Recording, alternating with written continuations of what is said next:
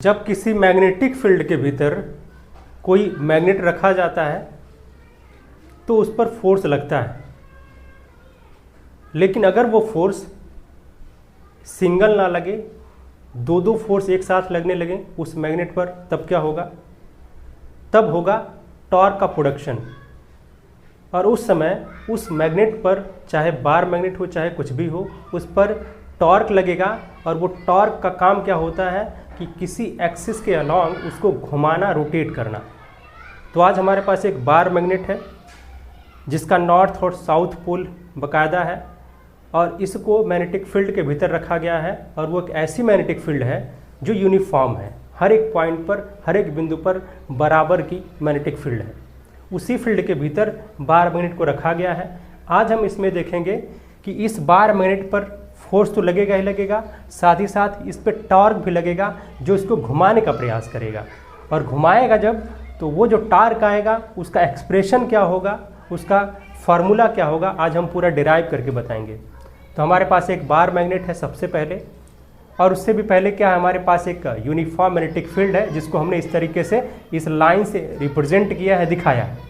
ये जो लाइन दिखाया है, इससे ये पता चल रहा है कि हमारी जो मैग्नेटिक फील्ड है हर एक पॉइंट पर बराबर है। क्यों? क्योंकि हमने लाइन को बराबर स्पेस दे करके ड्रॉ किया है, बराबर जगह दे करके बराबर दूरी पर ड्रॉ किया है। इससे यही समझ में आता है कि मैग्नेटिक फील्ड अपनी यूनिफॉर्म है। बिल्कुल वैसे ही जैसे इलेक्ट्रिक फील्ड ड्रॉ करते थे, अगर सेम स्पेस रहता था लाइन के बीच में तो फिर कहते थे कि भाई वहाँ पर यूनिफॉर्म इलेक्ट्रिक फील्ड है। वैसे ही यहाँ पर यूनिफॉर्म मैग्नेटिक फील्ड होगी। कब? जब हम लाइन जो ड्रॉ करेंगे, जो मैग्नेटिक फील्ड की लाइन ड्रॉ करेंगे, उनके बीच में सेम स्पेस हो, बराबर का स्पेस हो, इक्वल का स्पेस हो, बराबर स्पेस हो, बराबर दूरी हो। तो ये हमारे पास एक यूनिफॉर्म मैग्नेटिक फील्ड है। इसके भीतर एक बार मैग्नेट को रखा गया है जिसके दो पोल हैं, साउथ और नॉर्थ, साउथ और नॉर्थ। और हमने इसको इस मैग्नेटिक फील्ड के पैरेलल नहीं रखा है, कुछ एंगल बनाते हुए रखा है, और वो एंगल हमारे पास थीटा। इस मैग्नेटिक फील्ड के साथ ये जो बार मैग्नेट है थीटा एंगल बना रहा है। ये जो बार मैग्नेट है इसका कुछ लेंथ होगा, इसकी लेंथ को 2L लिखते हैं, और इस बार मैग्नेट की लेंथ को 2L हम लिख दिए कि इसकी लेंथ जो है 2L है। 2L इसलिए लिखा जाता है कि इस सेंटर से, बार मैग्नेट के सेंटर से दोनों जो साउथ और नॉर्थ पोल की डिस्टेंस है वो L और L लिया जा सके। ठीक है, अगर हम L लेते तो L/2 करना पड़ता। यहाँ सेंटर से, सेंटर को अगर O सपोज करते हैं, यहाँ से इस नॉर्थ और साउथ पोल की डिस्टेंस को हमें L/2 करना पड़ता। सुविधा के लिए हम जो है इस 2L डिस्टेंस को लेते हैं, जिसकी वजह से इस सेंटर से, बार मैग्नेट के सेंटर से इन दोनों पोल की डिस्टेंस L और L आती है। तो ये सुविधा के लिए लेते हैं। बाकी ये लेंथ हो गया, और इसको हमने थीटा एंगल पर मैग्नेटिक फील्ड के साथ रखा है, थीटा एंगल बनाते हुए रखा हुआ है। अब देखें, इस पर फोर्स लगेगा। मैग्नेटिक फील्ड के भीतर अगर मैग्नेट को रखा जाता है तो फोर्स लगता है, लेकिन ये जो साउथ और नॉर्थ पोल है ना, इन दोनों पर बारी बारी से फोर्स लगेगा। और उस फोर्स का नेचर क्या होगा, उसकी डायरेक्शन क्या होगी, मैग्नीट्यूड क्या होगा, ये हम ज़रा यहाँ पर पता करते हैं। देखें, ये जो साउथ पोल है, यहाँ पर जो मैग्नेटिक फील्ड की वजह से फोर्स लगेगा वो इस डायरेक्शन में लगेगा। किस डायरेक्शन में? यहाँ पर इस डायरेक्शन में लगेगा, ये वाला। ये फोर्स है, Fs कह सकते हैं, साउथ पोल पर लगने वाला फोर्स। और ये बराबर होगा इसकी, क्योंकि अपने पास ये जो साउथ और नॉर्थ पोल है, हर एक मैग्नेट की जो पोल होती है, पोल का एक पोल स्ट्रेंथ होती है। ठीक है, तो पोल की स्ट्रेंथ हम QM सपोज कर लेते हैं कि QM है, मैग्नेट की पोल स्ट्रेंथ QM है, और इसके साथ क्या करेंगे, हम B को मल्टीप्लाई कर देंगे तो फोर्स बन जाता है। बिल्कुल वैसे ही जैसे हम इलेक्ट्रिक फील्ड अगर जानते हैं तो क्या करते थे, चार्ज को इसके साथ मल्टीप्लाई करते थे तो फोर्स आता था। बिल्कुल वैसे ही अगर हमें फोर्स निकालना है, मैग्नेटिक फोर्स, ठीक है, तो फिर उस पोल की, क्योंकि दो पोल है मैग्नेट में, दोनों पोल की पोल स्ट्रेंथ है। अगर सेम मैग्नेट के ही दोनों पोल हैं तो सेम पोल स्ट्रेंथ आएगी दोनों पोल्स की। तो यहाँ पर जो QM है वो पोल स्ट्रेंथ है, इसके साथ मैग्नेटिक फील्ड को मल्टीप्लाई करेंगे, ये हो जाएगा अपना फोर्स। और बिल्कुल इतना ही फोर्स इस नॉर्थ वाले पोल पर लगेगा, लेकिन अपोजिट डायरेक्शन में लगेगा, ये वाले डायरेक्शन में। ठीक है, इसको Fn कह सकते हैं। और यहाँ भी नॉर्थ पोल की जो पोल स्ट्रेंथ है QM है, बराबर है, बिल्कुल साउथ पोल के पोल स्ट्रेंथ के बराबर है। और उसके बाद यहाँ B से मल्टीप्लाई कर देंगे तो यहाँ भी हमें फोर्स मिल जाएगा कि इस वाले एंड पर कितना फोर्स लग रहा है। दोनों पोल हो गए, दोनों पोल पर हमने देखा फोर्स लग रहा है। किसके डायरेक्शन में? मैग्नेटिक फील्ड की डायरेक्शन में। और होगा क्या कि ये पूरा मैग्नेटिक फील्ड इसको अलाइन करने की कोशिश करेगा, यानी मैग्नेटिक फील्ड के डायरेक्शन में लाने की कोशिश करेगा। इसको घुमा करके बिल्कुल जो थीटा एंगल पर रखा गया है, घुमा करके इधर ऐसे लाने की कोशिश करेगा, इसे घुमा करके यहाँ पर ऐसे लाने की कोशिश करेगा। यही टॉर्क का काम है। अब देखिए दो फोर्स हमारे पास हैं और इनके बीच के कुछ डिस्टेंस है, ठीक है। क्या डिस्टेंस है, हम कैसे पता करेंगे? दोनों फोर्स के बीच के डिस्टेंस को हमें लेना होता है टॉर्क निकालने के लिए, और इन दोनों पोल के बीच की डिस्टेंस, फोर्स के बीच की डिस्टेंस को हम इस तरीके से लेते हैं कि ये जो परपेंडिकुलर डिस्टेंस है ना, दोनों के लाइन ऑफ एक्शन से परपेंडिकुलर डिस्टेंस, एक तो ऐसे निकल जा रहा है, दोनों पैरेलल है, ऐसे हैं, और दूसरा ये है, दोनों इक्वल है और अपोजिट डायरेक्शन में जा रहे हैं, लेकिन इनके बीच में कुछ डिस्टेंस है। इसी डिस्टेंस की वजह से ये जो है फोर्स कपल बन जाते हैं। कपल बनते हैं, कपल मतलब होता है कि दो फोर्स का कॉम्बिनेशन, और यहाँ जब कपल बनते हैं तो इन कपल की वजह से टॉर्क का प्रोडक्शन होता है, जो घुमाने का प्रयास करता है इस मैग्नेट को, ठीक है। अब कैसे निकालते हैं टॉर्क को? टॉर्क के लिए हमें चाहिए कि भाई इन दोनों फोर्स के बीच की परपेंडिकुलर डिस्टेंस, तो देखें ये दोनों फोर्स पैरेलल है, एक यहाँ जा रहा है एक यहाँ जा रहा है, इन दोनों के बीच की परपेंडिकुलर डिस्टेंस क्या होगी? यही वाली होगी। दोनों जो लाइन है पैरेलल, इनके बीच की परपेंडिकुलर डिस्टेंस, इन दोनों के बीच की स्पेस या इन दोनों के बीच की दूरी होगी। तो यहाँ से क्या करते हैं, यहाँ से एक हम यहाँ परपेंडिकुलर ड्रॉ करते हैं यहाँ पर, ठीक है, और ये हमने परपेंडिकुलर ड्रॉ किया, ये परपेंडिकुलर हो गया, 90 डिग्री का एंगल यहाँ पर हो गया, ठीक है। और यही डिस्टेंस हमें चाहिए टॉर्क के लिए। अब देखें ये जो 2L है, इसको अगर हम इस डायरेक्शन में और इस डायरेक्शन में रिजॉल्व करें तो हो सकता है, क्योंकि हम पाइथागोरस थ्योरम से जानते हैं कि इसी राइट एंगल ट्रायंगल में साइन थीटा और कॉस थीटा निकालते हैं। तो ये जो 2L अगर हाइपोटेनस है इसका, अगर हम बेस निकालना चाहेंगे तो हो जाएगा 2L कॉस थीटा, क्योंकि एंगल कितना है? थीटा है, तो 2L कॉस थीटा हो जाएगा। बिल्कुल वैसे ही ये हो जाएगा 2L साइन थीटा, परपेंडिकुलर वाली डिस्टेंस, ठीक है। आप कह सकते हो कि 2L को हमने एक बार हॉरिजॉन्टल और एक बार वर्टिकल रिजॉल्व कर दिया है। इसको दो कंपोनेंट निकाले हैं, हॉरिजॉन्टल वाला और वर्टिकल वाला। ये वर्टिकल वाला कंपोनेंट हमारा काम करेगा टॉर्क निकालने के लिए। अब आते हैं टॉर्क निकालते हैं।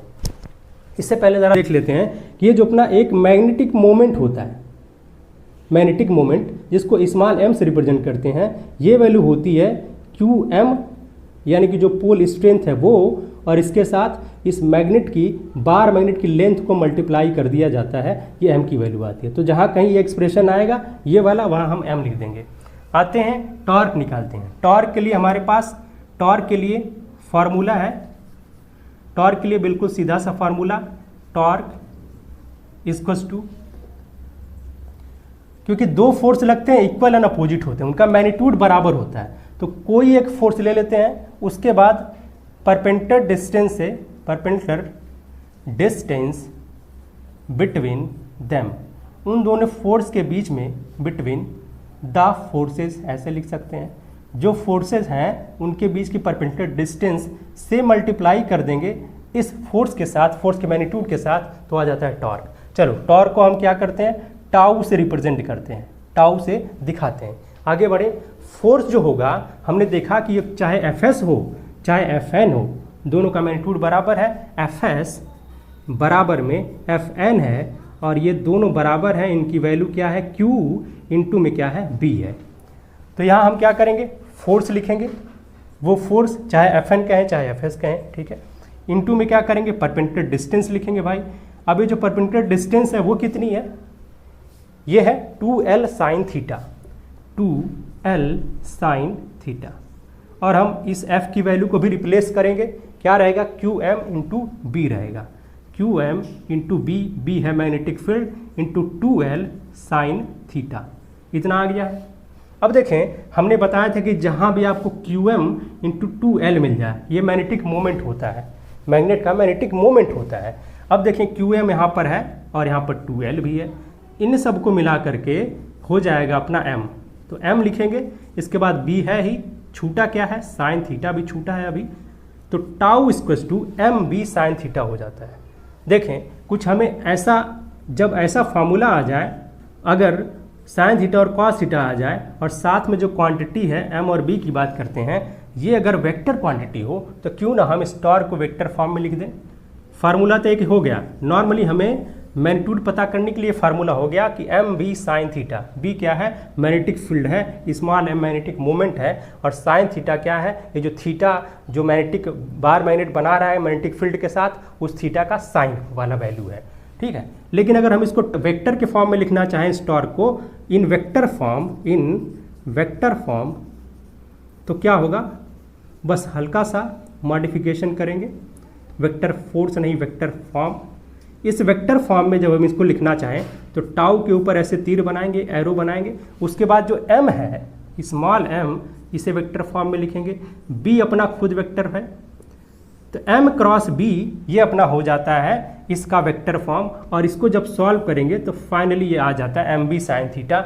m क्या है? इस मैग्नेटिक मोमेंट का मैग्नीट्यूड है, b जो लिखा है जिसके ऊपर एरो वगैरह नहीं लगाया है ये क्या है? इस मैग्नेटिक फील्ड का मोमेंट है। उसके बाद साइन थीटा लगता है, क्योंकि जब क्रॉस निकालते हैं दो वेक्टर का, अगर हम a क्रॉस b करते हैं तो आता है a का मैग्नीट्यूड इंटू b का मैग्नीट्यूड, इन दोनों के बीच का जो एंगल होता है उसका साइन थीटा ले लिया जाता है, उसका साइन ले लिया जाता है, ये होता है। जब हम डॉट की बात करते हैं, डॉट प्रोडक्ट दो वेक्टर का, तो आता है a पहले वेक्टर का मैग्नीट्यूड, दूसरे वेक्टर का मैग्नीट्यूड, और उसके साथ क्या करते हैं? कॉस थीटा ले लेते हैं, जो थीटा उन दोनों के बीच का एंगल है उसका कॉस ले लेते हैं, वेक्टर में साइन और डॉट में कॉस ले लेते हैं, यही अंतर है। तो बिल्कुल ये दो वेक्टर क्वांटिटी हैं, मैग्नेटिक मोमेंट और मैग्नेटिक फील्ड, इनका अगर हम वेक्टर फॉर्म निकालेंगे तो होगा एम बी साइन थीटा, जो हमने इस तरीके से लिख दिया वेक्टर फॉर्म में। इसको हम फाइनली जब सॉल्व करेंगे तो भाई ये वाला फॉर्म आएगा, जो ये मैग्नीट्यूड वाला फॉर्म है ये वाला। तो अक्सर ये हमारा मैग्नीट्यूड वाला फॉर्म काम करता है।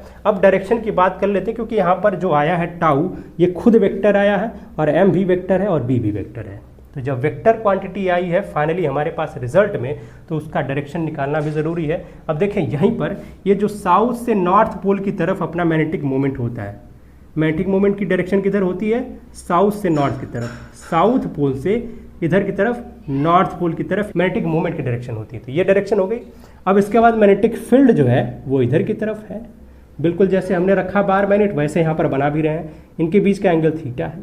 अगर हमें कोई ऐसा वेक्टर मिल जा रहा है जो इन दोनों वेक्टर का क्रॉस प्रोडक्ट है, ठीक है, इन दोनों वेक्टर का वेक्टर प्रोडक्ट या क्रॉस प्रोडक्ट है, तब कैसे उसकी डायरेक्शन निकालेंगे? बिल्कुल राइट हैंड स्क्रू रूल से निकाल सकते हैं।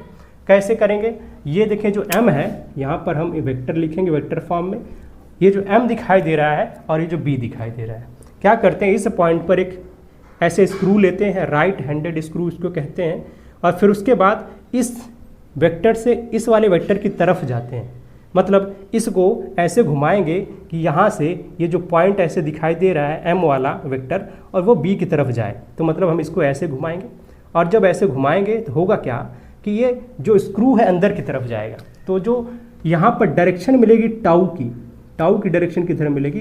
अंदर की तरफ। ये जो प्लेन है अपना व्हाइट बोर्ड का जो प्लेन है इसके अंदर की तरफ, इस प्लेन के अंदर की तरफ ये जाएगी, ठीक है, अंदर की तरफ। अगर m नीचे होता b ऊपर होता तब क्या होता? तब हमें ऐसे लेकर के जाना होता, तब स्क्रू हमारा खुलता, बाहर की तरफ आता, तो जो टाउ की वैल्यू होती, टाउ का जो डायरेक्शन होता वो बाहर की तरफ होता, आउटवर्ड डायरेक्शन में होता। लेकिन इस बार क्या है? इनवर्ड डायरेक्शन में आया, ये जो प्लेन है इसके अंदर की तरफ इसकी डायरेक्शन आ रही है।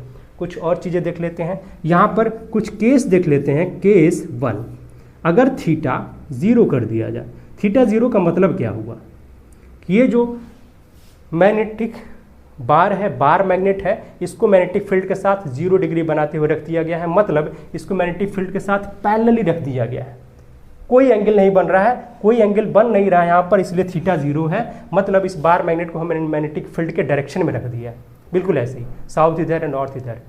उस केस में क्या होगा? उस केस में जब हम टाउ की बात करेंगे, बिल्कुल यहाँ से मैग्नीट्यूड निकालेंगे, एम बी लिखा हुआ है, एम बी लिखेंगे, और फिर साइन, और फिर थीटा की वैल्यू क्यों ना हम 0 लिख दें, साइन थीटा, यहाँ साइन 0 है, साइन 0 की वैल्यू टोटल 0 होती है, और 0 से जब m और b में मल्टीप्लाई करेंगे तो फाइनली आएगा क्या?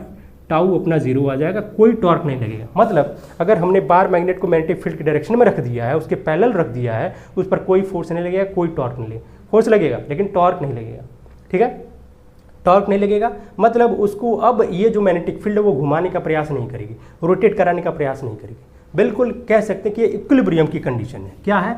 इक्विलिब्रियम, ये इक्विलिब्रियम की कंडीशन है। ये बार मैग्नेट की इक्विलिब्रियम कंडीशन ये है अपनी, और इस समय इस पर कोई टॉर्क वार्क नहीं लगेगा, इसको कोई घुमाने का प्रयास नहीं करेगा, ये जैसे है वैसे ये पड़ा रहेगा, इसको कोई डिस्टर्ब नहीं करेगा।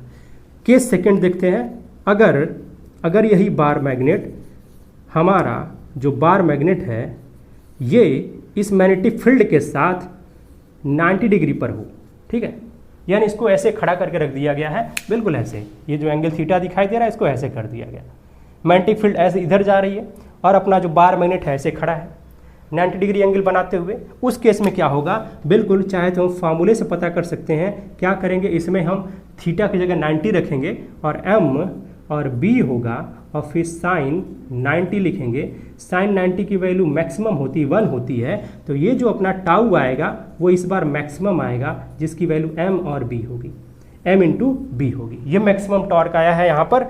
टॉर्क मैक्सिमम लगने का मतलब क्या है कि अगर हमने इसको मैग्नेटिक फील्ड के परपेंडिकुलर रख दिया, नॉर्मली रख दिया, बिल्कुल वर्टिकली रख दिया, अगर हॉरिजॉन्टल डायरेक्शन में मैग्नेटिक फील्ड है तो उसके ऊपर मैक्सिमम टॉर्क लगेगा। मतलब अब ये इसकी कंडीशन बहुत खराब है। ये क्या है, इक्विलिब्रियम की कंडीशन नहीं है, अनस्टेबल कंडीशन है ये क्या है भाई, अनस्टेबल कंडीशन। ये जो कंडीशन है वो अनस्टेबल वाली कंडीशन है, इस पर बहुत ज़्यादा टॉर्क लगेगा, मैग्नेटिक फील्ड बहुत ज़्यादा टॉर्क लगाएगी, क्योंकि ये जो है मैग्नेटिक फील्ड इसको हमेशा अपने डायरेक्शन में लाने का प्रयास करेगी। अब जब ये 90 डिग्री पर होगा तो उस पर बहुत ज़्यादा फोर्स लगेगा। अब देखें, ऐसा रीज़न बिल्कुल सिंपल, इसका कारण भी है कि अगर थीटा एंगल बना हुआ है, थोड़ा कम एंगल है तो ज़्यादा नहीं घुमाना पड़ेगा, उसे ज़्यादा नहीं घुमाना पड़ेगा, तो ये फोर्स कितना अप्लाई करेगा, कम ही फोर्स अप्लाई करेगा। एंगल बढ़ता जा रहा है, 90 हो गया है, अब इसको यहाँ से यहाँ तक ऐसे लेकर के आना है, तो क्या करना पड़ेगा, इससे ज़्यादा फोर्स लगाना पड़ेगा, ज़्यादा टॉर्क लगाना पड़ेगा। इसलिए टॉर्क की वैल्यू मैक्सिमम हो जाती है। कब, जब हम मैग्नेटिक बार मैग्नेट को मैग्नेटिक फील्ड के परपेंडिकुलर रखते हैं, नॉर्मल रखते हैं तब। ठीक है, दोनों केसेस हमने समझा। अब एक एग्जाम्पल लेते हैं और फिर उससे ये जो फार्मूला आया है अपना, ये वाला फार्मूला मैग्नेटिक वाला, मैग्नीट्यूड वाला, टॉर्क की मैग्नीट्यूड वाला, इसको अप्लाई करके देखते हैं और समझते हैं कि कैसे फार्मूला अप्लाई होता है, उसमें क्या क्या चीज़ें ज़रूरत पड़ती हैं, और कभी कभी कुछ मॉडिफिकेशन भी करना पड़ता है फार्मूले में, तब जा करके आंसर आता है। तो एक एग्जाम्पल लेते हैं, उसके बाद उसको समझते हैं। पहले हम एग्जाम्पल को लिखेंगे, क्वेश्चन को लिखेंगे, फिर पढ़ेंगे, फिर उसको सॉल्व करेंगे। तो ये हमारे पास एक एग्जाम्पल, इसको सबसे पहले रीड करते हैं, पढ़ते हैं, उसके बाद देखते हैं इसमें क्या क्या चीज़ें गिवन है और क्या फाइंड करना है, उसके हिसाब से फार्मूला अप्लाई करेंगे और फिर सॉल्व करेंगे इसको। A needle of magnetic moment 4.8 10⁻² joule पर टेस्ला। ये जो मैग्नेटिक मोमेंट की वैल्यू दी गई है, यानी स्मॉल m की वैल्यू ये दी गई है। आगे पढ़ते हैं। इज प्लेस्ड एट 30 डिग्री, ये थीटा की वैल्यू दी गई है, ये क्या है, थीटा की वैल्यू दी गई 30 degree, with the uniform magnetic field of magnitude 3 × 10⁻² Tesla. ये कैपिटल B यानी कि मैग्नेटिक फील्ड की वैल्यू है, ये मैग्नेटिक फील्ड की वैल्यू है जिसकी ज़रूरत हमें पड़ेगी टॉर्क निकालने के लिए, और पूछा भी गया है टॉर्क निकालने के लिए। What is the torque acting on the needle, needle पर कितना टॉर्क एक्ट कर रहा है ये बताना है आपको। तो फार्मूला पता है हमको फार्मूला बिल्कुल पता है, टाउ इक्वल्स टू, क्योंकि यहाँ डायरेक्शन की बात नहीं है, सीधा मैग्नीट्यूड वाला फॉर्मूला लिखेंगे, MB और उसके बाद क्या होता है, साइन थीटा होता है। सारी वैल्यू है हमारे पास, रखते हैं इसको। M की वैल्यू है 4.8 10⁻² है, ये B की वैल्यू दी गई है, यूनिफॉर्म मैग्नेटिक फील्ड की वैल्यू दी गई है 3 × 10⁻²। उसके बाद साइन थीटा है और थीटा की वैल्यू भी आपको 30 डिग्री दी गई है। साइन 30 की वैल्यू होती है 1/2, ठीक है, 1/2 होती है। और जब ये 1/2 आएगा तो देखें 2 नीचे आएगा, तो क्यों ना हम 2 से इसको डिवाइड कर दें, ये 2.4 हो जाएगा, और 2.4 और 3 मल्टीप्लाई कर लेते हैं, ये आएगा 7.2, और 10⁻, ये जो -2 है और यहाँ पर -2 है, इसको एडजस्ट कर लेते हैं। 10⁻ है, बेस सेम है, पावर को ऐड कर देंगे भाई, और पावर को ऐड करेंगे तो फाइनली माइनस भी आएगा, और ये 7.2 यहाँ पर टॉर्क की वैल्यू आई है, ये 7.2 10⁻⁻4 ये टॉर्क की वैल्यू आई है।